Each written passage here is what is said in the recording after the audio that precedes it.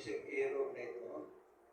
Panginoon, we want to bless this couple because we know that we are also authority here on the earth, given your power to bless.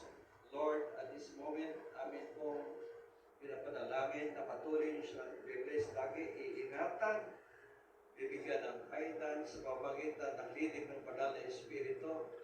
At kung ano man, Panginoon, ang destiny na, yung plano mo po sa kanila, that you pray for their future, reveal it to them so that, oh God, they will obtain their dreams to come true in their lives.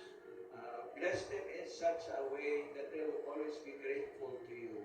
Pagpalain mo rin po, Panginoon, ang mga ninong, ninang, sa mga magulang namin, na amin pong kinikilala, na mapunahan din sa aming buhay, at sa pamamagitan po ng kanilang mga advices, kami po ay mabibigyan ng tulong para magtagumpay sa buhay mag-asawa.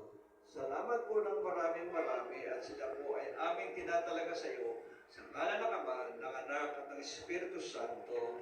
Amen. Muli, kalapagan natin Panginoon na sa-bless natin. We come now to the removal of the cord. We ask the cord sponsor to come please and remove the cord, and followed by the veil sponsor to remove the veil, followed by the signing of the marriage contract.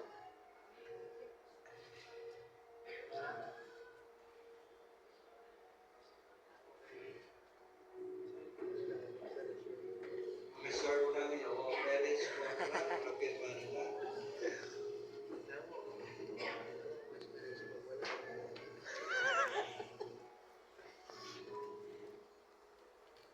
Hindi, pag-alis na lang ang kupita para magiging patuwa nila.